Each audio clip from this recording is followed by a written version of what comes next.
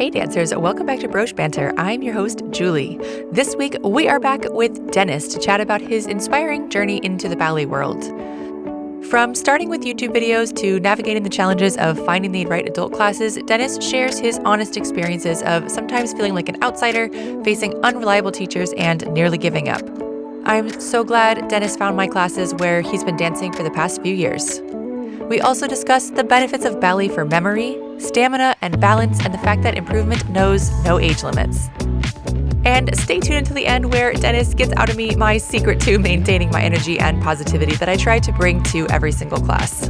As adult dancers, I know you'll resonate with a lot of Dennis's story of finding his way through and letting the amazing love for ballet take you through all the ups and downs of your adult ballet journey.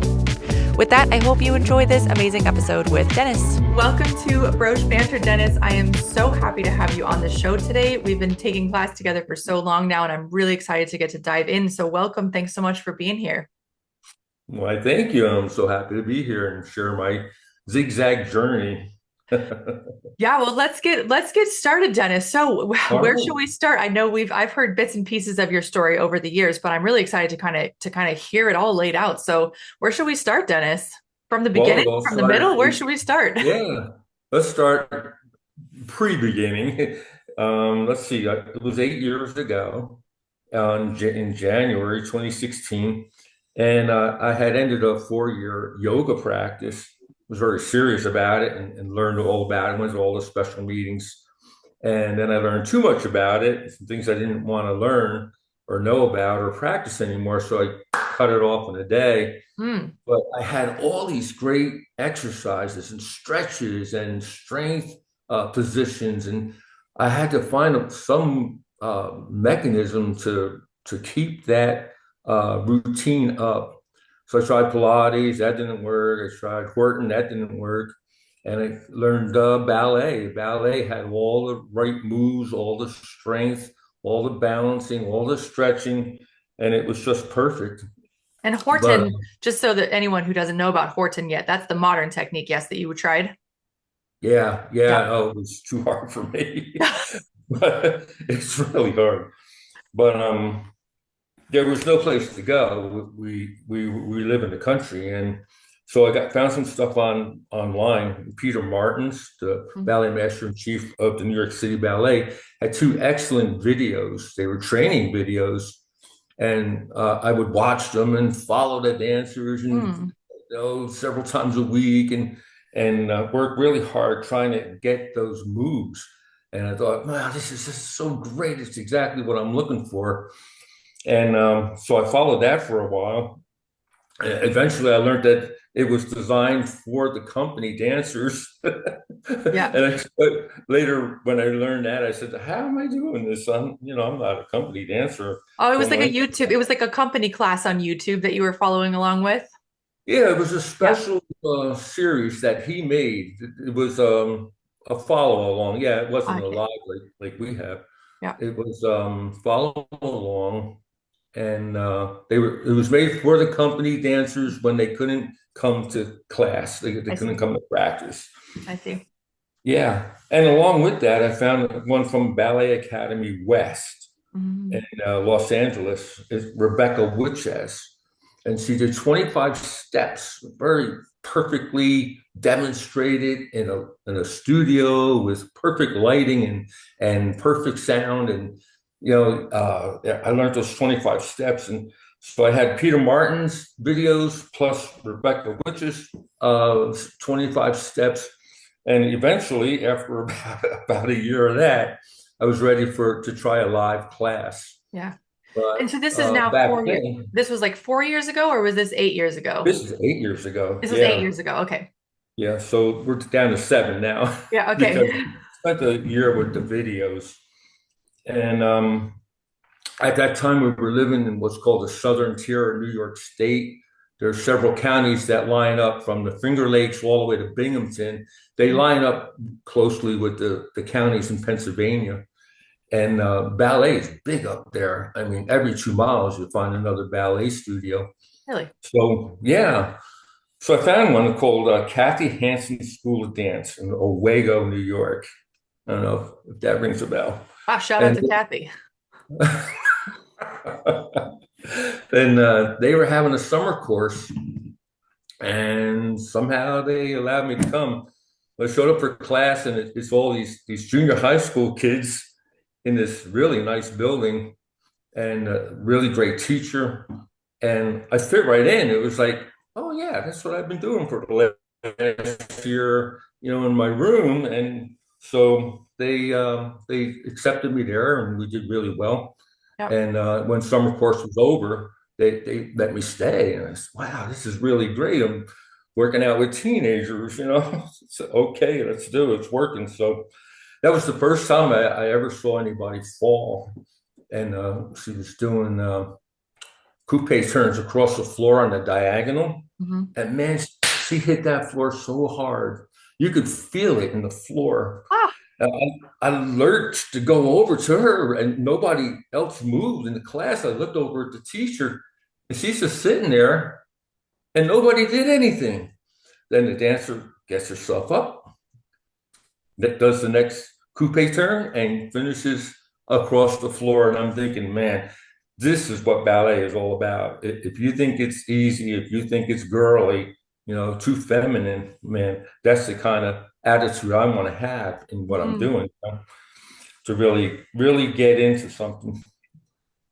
So I stayed there from July 2016 to March 2017. That was about 8 months of really good training. They went through 3 teachers in that time, but that's the way it goes. Had to learn the hard way. You're the exception, of course, about teachers coming and going. So we thought we were going to move, and I didn't sign up for the next course, but I found this Endicott Performing Arts Center in Endicott, New York. It was a beautiful old theater with the old seats and the old lighting and the great big stage. Oh, And so good. yeah, oh, it was awesome. Tina Christina went to Stuttgart's when she was younger in Germany. And I thought maybe that's where you were going, but Yeah. Stuttgart's is world renowned, and she was more my age, and I showed up for class, and it was up on the 3rd floor above the theater. And So did it have low ceilings up there? Was it like a little attic studio, like with low ceilings? Like that's what I'm picturing right now. No, it wasn't a 20-foot ceiling, but it was maybe like a 12-foot ceiling. Oh, okay. Okay. Reasonable Yeah. size. I had one class that was above a car dealership, and I'm picturing like that, like sort of like attic style. Sounds like it was a little nicer than that one.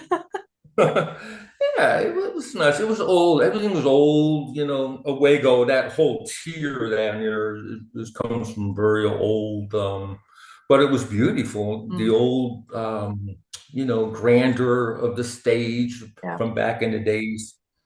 And the teacher she was more my age. She had an injury, and she taught us how to take it easy. She said, probably more than anything else, take it easy, take it easy. And she had a cute saying, pat a cheval, the step of the horse, and then pat a shaw, the step of the cat. And she says, well, we do the step of the kitten in our age group, the step of That's the funny. kitten. Yeah, that kind of stuck with me. And learned to just take it easy. We're not on Balanchine's list. We're not going to be the next ones at the New York City Ballet, So just enjoy what you're doing and be safe about it, and use some common sense. So That was after different. That was like Endicott, very different. That was like a very different environment than the yeah, training with the teenagers, right? Because that's kind of the opposite, like go, go, go, go, go, push, yeah, push, push, push. yeah. Where have you kind of settled on that balance, like between pushing and taking it easy? Because that's always like a balance that we're working for as adults. Is like, how much can we push versus like how much, as you said, common sense should we apply? And like, how is your, where are you on that spectrum these days? Smack. I need a shot in the back of the head or something. But I push until I eventually get injured, and that's my own fault. That's just my nature, and my left knee's killing me right now. But it's not from ballet. It's from carrying eight sheets of 3/4 inch plywood upstairs Oh my by gosh. myself. but it's, stupidity, and pain goes away. Pain is temporary.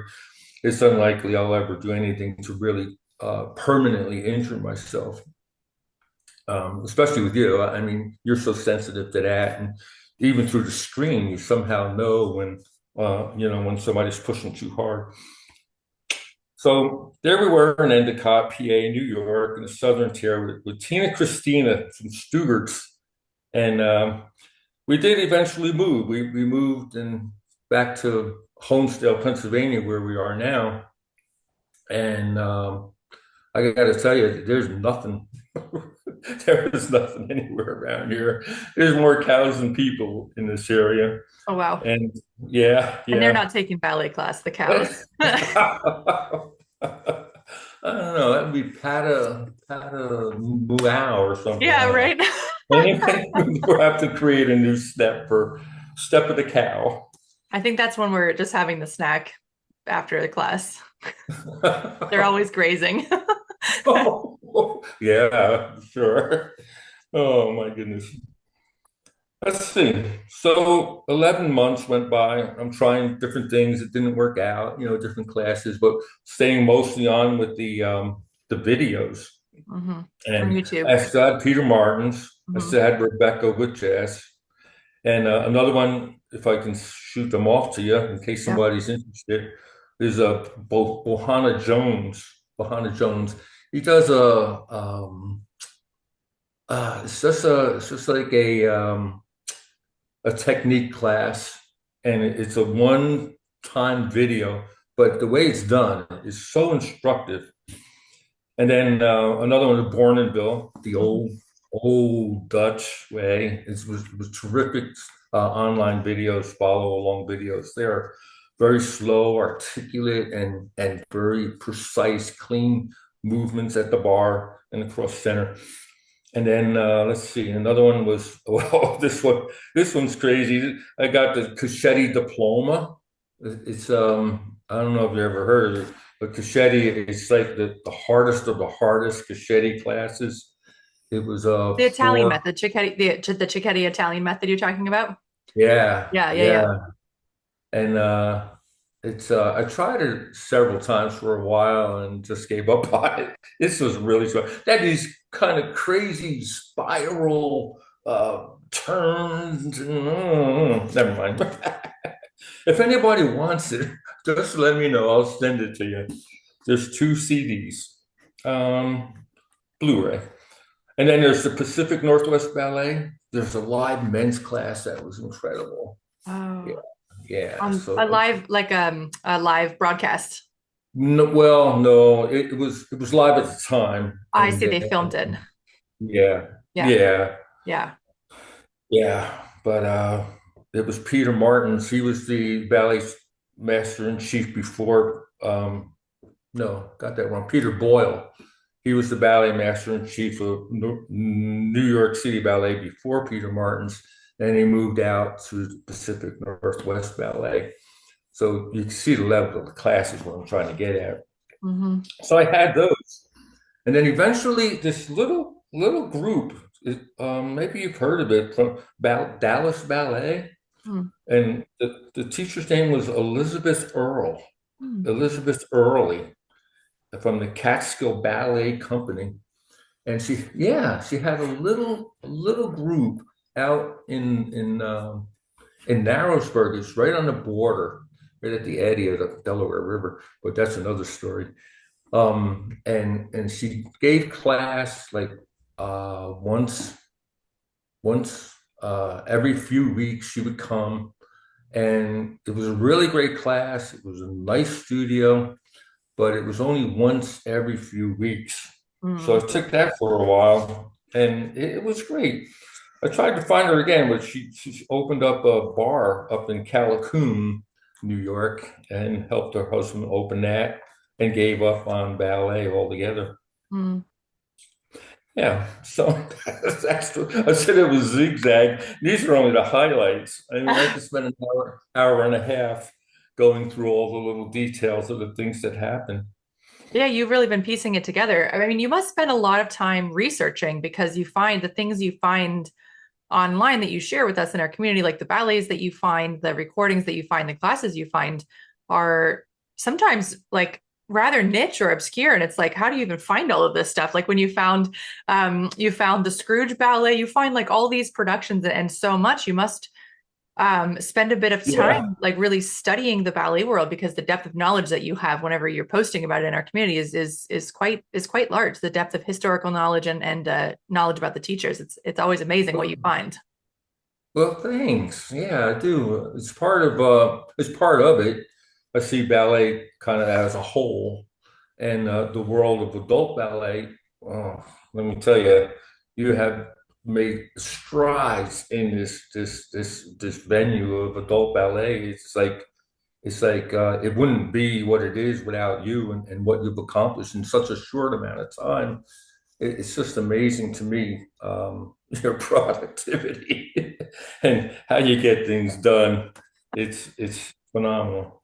Well, thank But you. let's see. So anyway, there we are back in Homestead, Pennsylvania, in this little group, 12 months, 11 months, fluttering around, trying to find something. And oh, here we go. Discovered this place in Port Jervis. Now, Port Jervis is about an hour away. It's on the border of New York and New Jersey. Port Jervis, New York. It's a place called the Dance Center. Hmm. And so I called in and went to class there. It's in this huge old Messianic building. Remember the Messianic temples? And they had this big studio there. They had three different huge studios. Oh. And yeah, it was a real production. And I come to learn that they were an offshoot of the central high school system. So the high school kids would get training there to a certain level and then come over to the dance center in Fort Jervis. Hmm. And the teacher's name was Sarah Reed. It might ring a bell, but there's so many. She was a dancer, professional dancer, and she taught again, it was a high school level class, and they were very welcoming. And I was one of two adults in the class, Hmm. and it was great. We did bar and then center, grand uh, grand allegro across the floor and all of that because it was so big. Yeah, that's And fun. That's super fun. yeah, yeah, So this is that now worked getting out. to be like 4 or 5 years ago. Yeah, now we're down to, let's see, I got a date here, 2018, from March 2018 to December 18th. And that was the dance center. Okay, so you spent quite a bit of time there in that with that group. Yeah, that Nice. that was a good one. Yeah. Yeah. But they lost the building. It was condemned. Condemned. The Oh, electrical system was completely dangerous, so they shut the place down. oh, that's It was, terrible.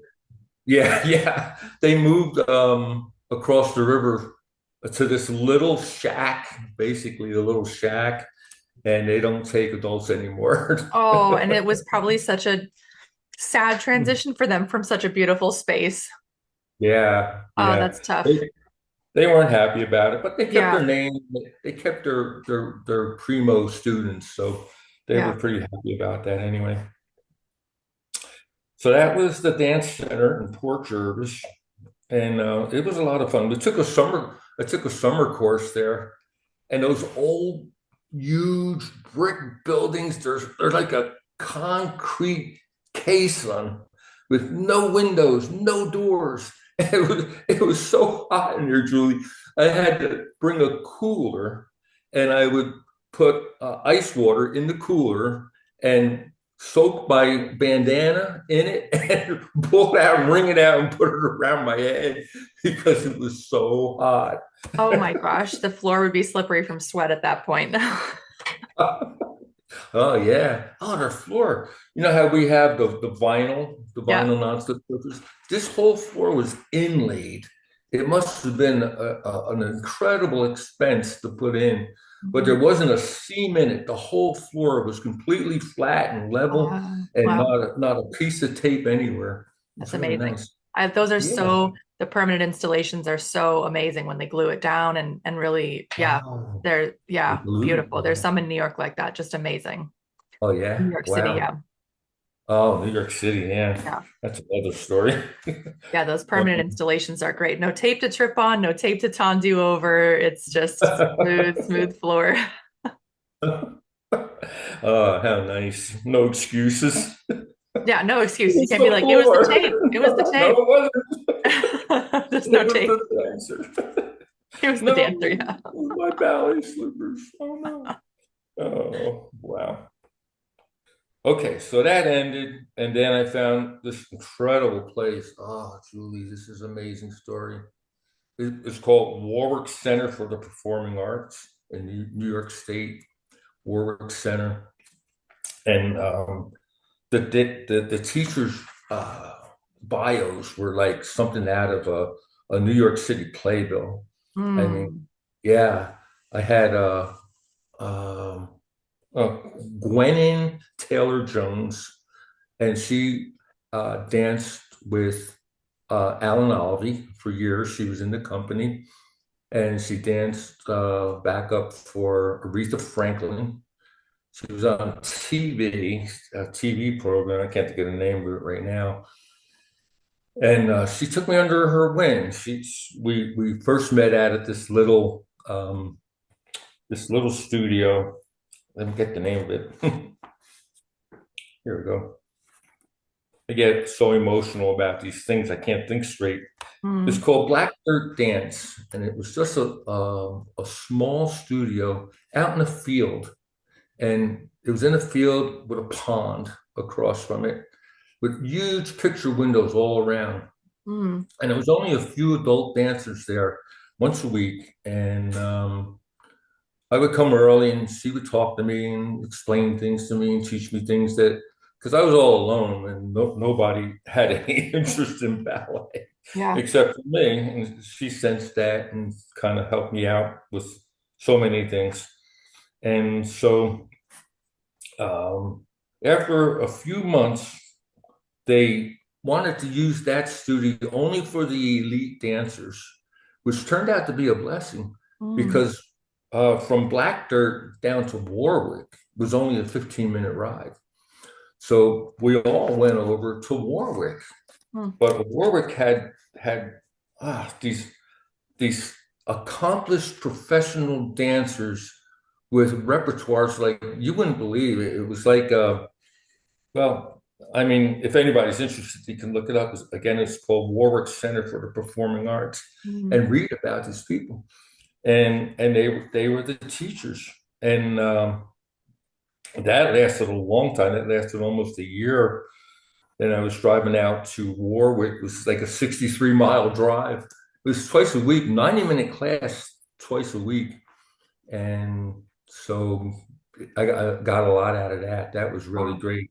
So you were Yeah. driving over an hour you were Yeah, driving over an hour both ways twice a week for this program. Wow, that's amazing. yeah, and loved every minute of it.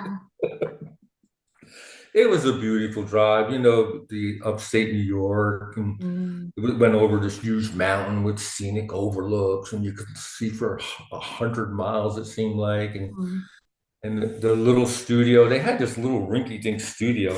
They kept it only because it had the heritage. There was a famous teacher, a famous dancer that practiced there. But then they were gifted this enormous, it must have been 30,000 square feet in a commercial building. The whole thing was completely redone. They had six brand new studios. wow. The men's room even had a shower in it. I know. I was like, come on. But then they put the price up to $35 a class, and that was it. Yeah, That that's was just, yeah, that was too much. So then after that, oh yeah, Milford Performing Arts Center. Now Milford and Port Jervis are kind of like next to each other. hmm Milford is in Pennsylvania, and Port Jervis is in New York, just across the river. And this was an amazing little studio. It was like a storefront, but they got so much stuff in there. It was like, how do you get so much stuff in such a small space? And the teacher was real friendly. She was a mom, and she also worked at the high school. Oh, wow. And her whole family was in dance there. It was a real family thing, and they would make performances several times a year at the high school because she worked there. They had it in there. Did you do any of them? And oh well, I got what's it called? hmm I got cast in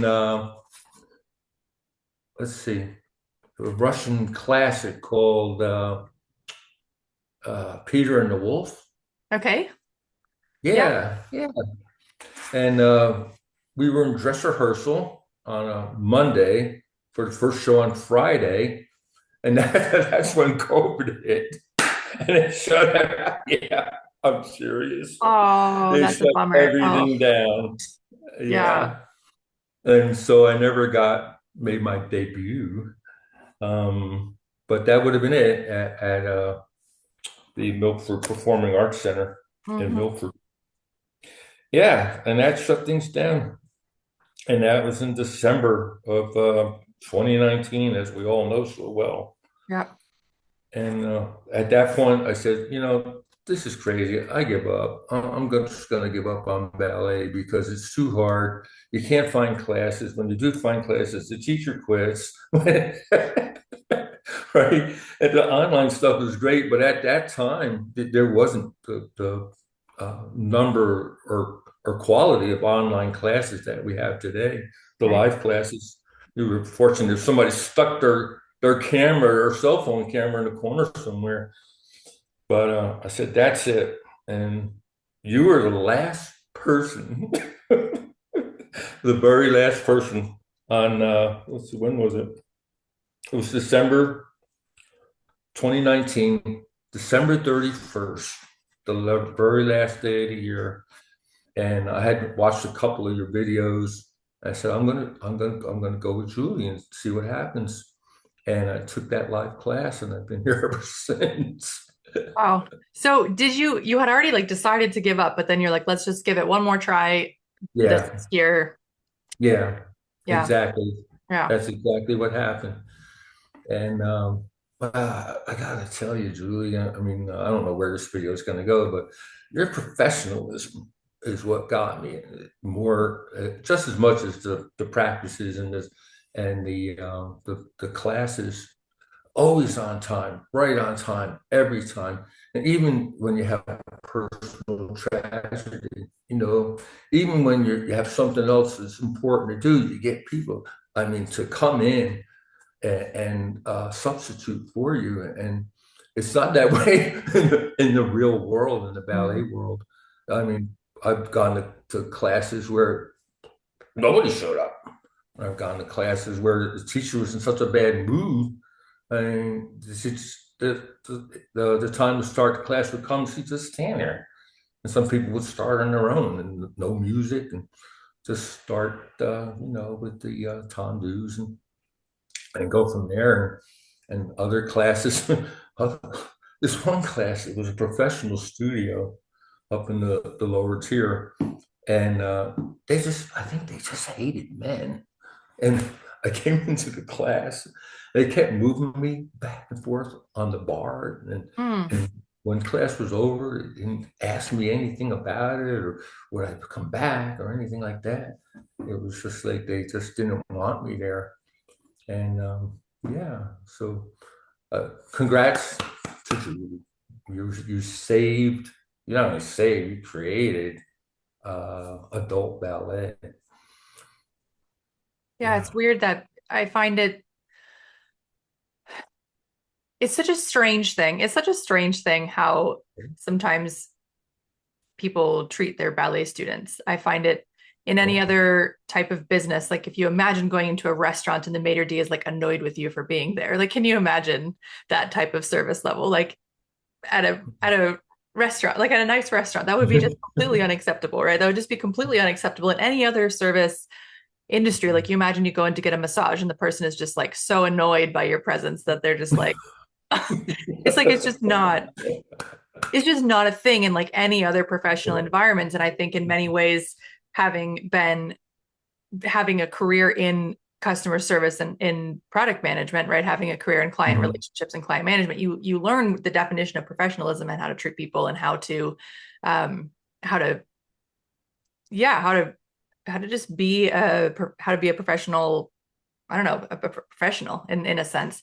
And I think that Yeah. I think that the ballet will change where the bar is not set at just being reasonable. The bar should be set at being excellent, right? Not just set at showing up. The bar should be set at like No wonder I blow you kisses. we should be set at like competing on excellence, not just like checking a box that the teacher came, right? Like I think it will continue changing as more teachers come into the mix and provide a level of service. But like currently, sometimes the box is just checked at the fact that there is a class and that a teacher came. Like that's sometimes where you get the bare minimum, which is, I mean, amazing, which is just always blows my mind. I forget that that's how it still is. Yeah. Wow. That's so exciting.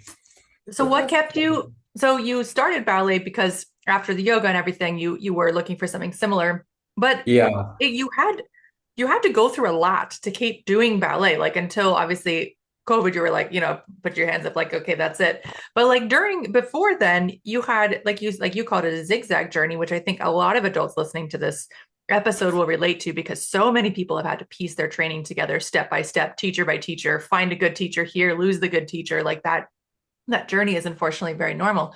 Did you Yeah. consider quitting at any other point when you lost your studios or you lost your teachers, or was COVID just like, the last straw? Like, what was that like for you during that whole process of navigating the system?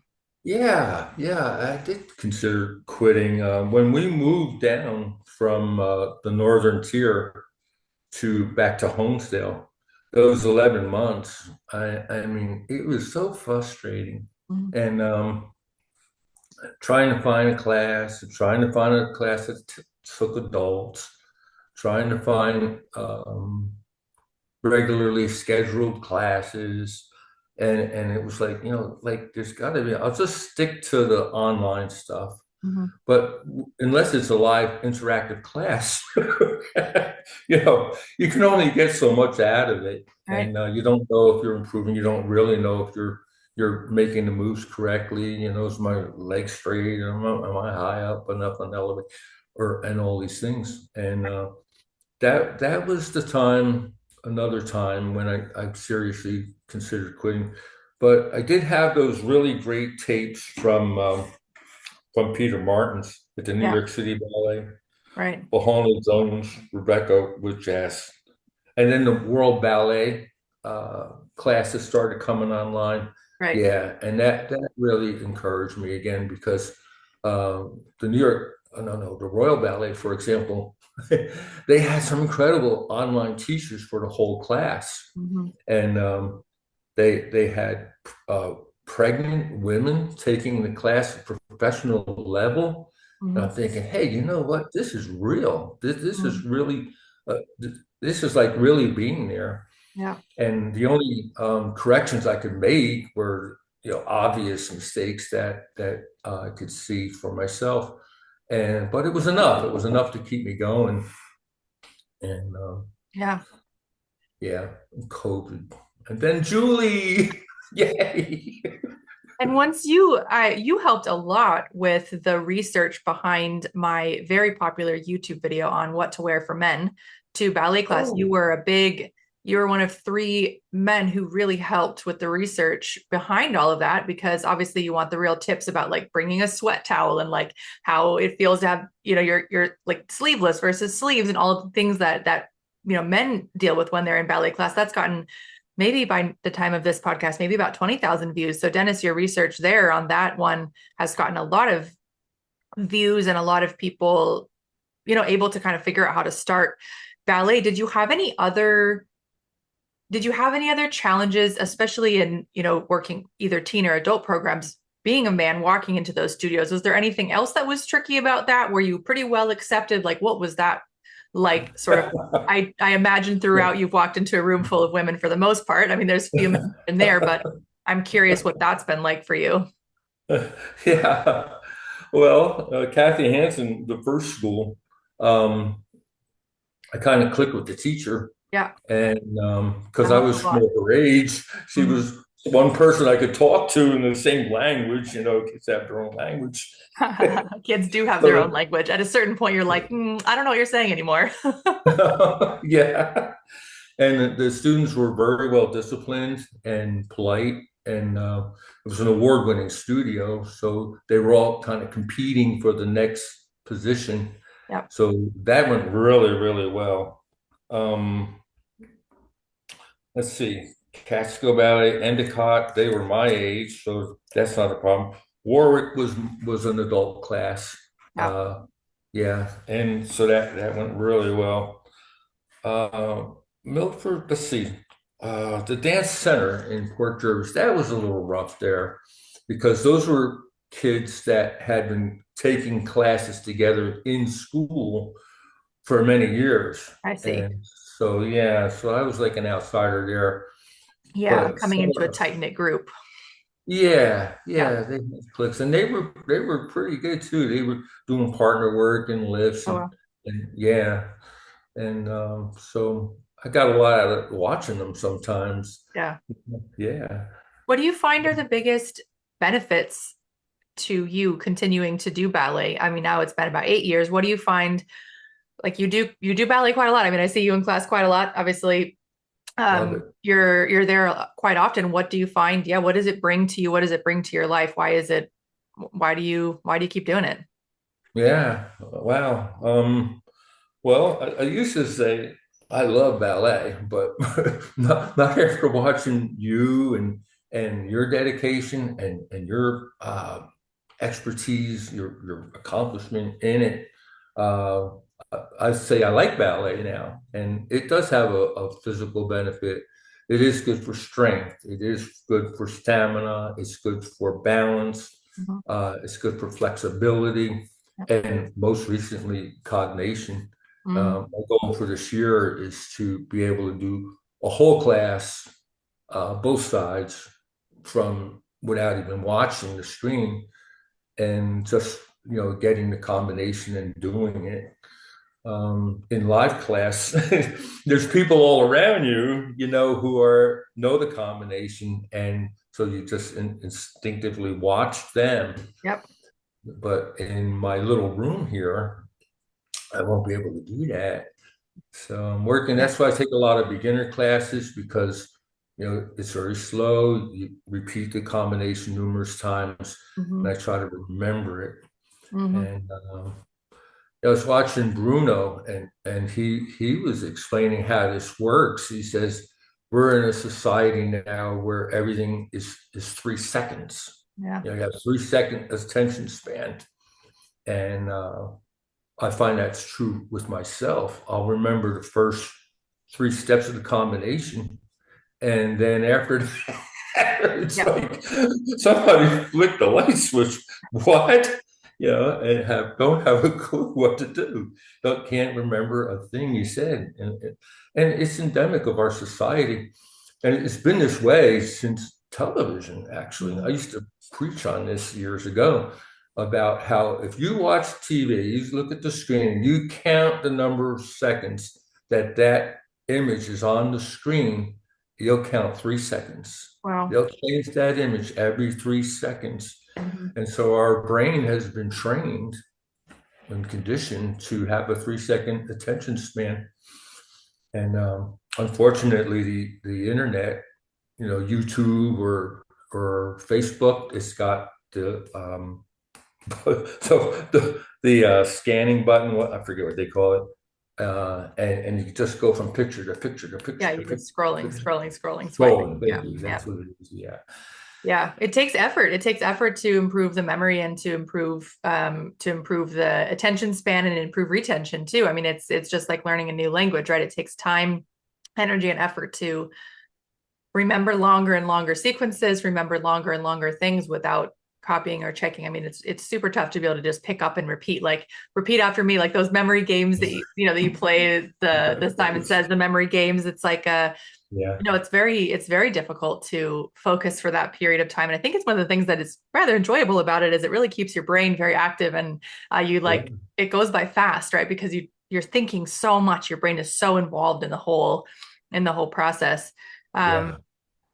I get a lot of questions about memory and about like recovery and stamina, which I know are some of the things you mentioned, which continue to get more and more difficult as time passes. All three of those memory, balance, stamina, these things continue to get more and more difficult, and ballet kind of helps push us to improve in all of those areas. Have you found the same thing too? Oh yeah. Yeah, Yeah, that's absolutely true. And I noticed an improvement, and you have to question, do you get old and weak and frail because you stop doing things, or do you stop doing things and get old and weak and frail? right. So we see ballet dancers in their 80s and 90s, sometimes.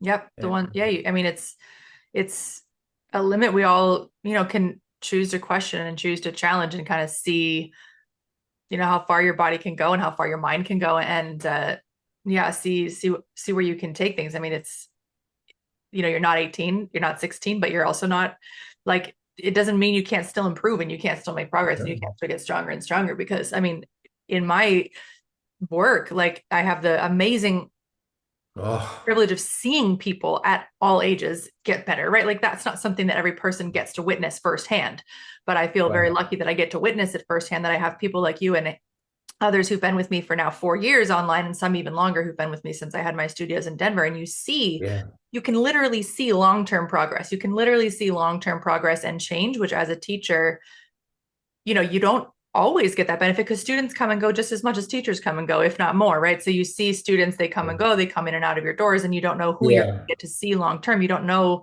from the beginning, like who you're going to get to watch long term, but you see people now for years and years and years. And the progress and the ability to change, and like your posture and your legs and your feet and your port de bras and your balance and your center work have all improved long term over these 4 years. So it's like, I guess it's been 4 years now, maybe since 2020, something along those lines. It's Yeah. probably been about 4 years, and it's just like amazing. Where now Mhm. people come and ask me, is progress possible? And I can say yes, because I've seen it with my own eyes, right? Like I've seen it myself. I've seen progress at every decade. I've seen progress in the 80s, right? Wow. I've seen it. So Wow. it's amazing to get to see that. And I think it keeps me inspired and keeps me pushing you guys, because I see it. Like I see it actually work, and I see it actually pay off, and I see people getting better and All better week right. after week, year after year. What's So it's up? like I know it's possible because I see it happening Oh, in front of me. awesome. Awesome. Well, thanks for telling me that. I like to have a gauge. That's one thing about ballet is each studio is different, and each teacher in each studio is different, and Right. you want to gauge your progress. Right. And how do you do that? And as far as live classes go, I'm working on one. Maybe you'll know this one. This one's called the Ballet Bar in Newton, New Jersey. And Sean Kelly is listed as one of their prime teachers. Oh, And really? yeah, so I put him down as a reference. I hope that's okay. The same And Sean Kelly who comes to the festival, yeah? yes, yes, the same Sean Kelly at Ballet Academy East. Yeah, And yeah. he Wow, does classes amazing. there. Yeah. He's And amazing. He's so good. The level of his classes is amazing. Just the this, amazing combination of technique and artistry together that he's able to bring is really, really great. okay, that's great. Good. I spent my whole adult life encouraging people and training them and teaching them. You can accomplish, you can be something, you can climb to the top of whatever it is you endeavor to do. And then there's Julie, you've done it. And it's like, wow, you validate my life. Well, thank you, Dennis. You have encouraged me a lot. You have been a part of encouraging me over the years. You always send very positive and very encouraging notes and messages. And it's people like you who I get to see long term in this type of thing that really help keep me believing in what I'm doing and keep me believing that it's both possible to teach adults this difficult art form of ballet, and that they want to, and that they love it, and that there's people out there like me who share my passion and my love. And so you've encouraged me a lot over the years. I don't you've encouraged me a Thank lot you. over the years from your messages and your notes. Thank you very much. Thank you Yeah. very much. Yeah. If I may, I've got one more question for you Oh, about your ballet, and if you've got any other points in your history you want to bring up, we'll definitely grab those too. But I'm good. curious for you, what do you have your sights set on next with ballet? What's got you excited and engaged? I know you're looking forward to this class in New Jersey. What do you have kind of on? You got the memorization goal going into the class in Yes, New Jersey this next. is What do you right. have? Yeah, like what do you have to sink your teeth into right now that you're really looking forward to? All right. Yes, I do have something. I just finished redoing my floor, so I have a genuine floating floor Oh, you now. did. Sponge floor. Yep. You went for And it. You actually got, because I know yeah. you've tried the pool noodle Yeah. floor and you've tried the foam floor and you've tried, like, I think you've tried like every possible type of flooring under the sun. So I did the bullet and cold the lumber yard, and it's almost done. I need one more piece, but I Wow, did that. Yeah. So that's awesome. in anticipation of something you said we'll be doing more Grand Allegro, more across the floors, and so now I'm ready for that, and I'm really looking forward to doing that. I was on a class at Ballet Academy East with um, what's her name? But anyway, we they were doing across the floor Grand Allegro, and of course I couldn't do it here, Yeah. but I was doing it on Menage, and Mm. she commented that, hey, you're actually performing when you do that. So it encouraged me that when you're ready, and the classes begin that way, I'll be ready to get better grand jetés and Yes. yeah, tour jetés and the better coupe turns Yeah. and all those Grand Allegro moves. That's what I'm looking forward to, Yeah. and I know it's going to come to pass because Julie, don't lie. You're a professional. How And do you do it? I mean, you do 20 classes a week? I mean, do you take vitamins? Do you sleep? Do you get massages? What do you do? um, yeah, it's a good question. I mean, I am religious about the electrolytes and creatine, Okay, which help a electrolytes and lot. food. Yeah, with the hydration and with the energy levels, that they both help a lot. I also eat a lot of food. Um, if I really do. I eat a massive dinner Okay. and I eat like breakfast and lunch. I mean, I eat a lot of food. I think food is hugely underrated. People do not eat enough really good, nutritious food with good fats and good proteins and good food that actually fills you up and keeps you full. So I eat a lot of Okay. food. That is a huge Okay. bit. The days if I'm traveling and don't eat as much food, or for whatever reason I don't eat as much food, it's very hard to get through the whole class, like especially a long 3 hour block that I teach. It can be Yeah. tough. But if I am able to eat a lot, a lot of food, then I can keep up with it pretty well. Wow. That's a huge Okay. part of it. Okay. I do my best to sleep, although I'm not always successful at sleeping. Sometimes I get too many ideas during the nighttime and I get up and work and get things done in the middle of the night when the idea comes. When I can, I sleep a good night, but it doesn't always happen. So I just sort of like whenever you have a excitement induced insomnia, I just get up and let the ideas flow, and then I just trust that my body will sleep when it needs it. Um, Wow. uh, but Cool. I think it's just a big part of it is just that there's other people on the other end of the line who are just as passionate as me. And I feel like I want to show up for you guys, and I want to keep showing up to show you that you can keep showing up and to encourage you to keep going, because I think that for a lot of people, just having somebody there on the other end of the line encourages them that they can keep going and they can keep doing it. And like you said, even through some tragedies, like I try to keep showing up for you guys whenever possible. Obviously, sometimes I can't always do it. Sometimes things come up where I can't be there. But whenever possible, I just try to show you guys that, and myself, that ballet can be a part of your life, even with a normal life, with a super busy schedule. And you know, Wow. I just Wow. yeah, I think that you guys keep me motivated as much as I keep you motivated. Wow. So that's the secret, huh? A lot of food and a lot of passionate people. I think I that's wrote literally that the down. secret. Eat more. Food, eat good Food. food, and surround yourself with people who care. I think those are the two ingredients that keep it All going. right. Wow. I'm writing this down. Take notes, eat more Eat food, more. and be with My passionate people. ballet teacher said, eat more food. Good food, eat more good food, eat more good, I nutritious got food. that word out Okay, there. Oh, let me get it. don't twist my Good. advice, Dennis. Good food. Chicken Eat, parmesan. eat That's good good food. food.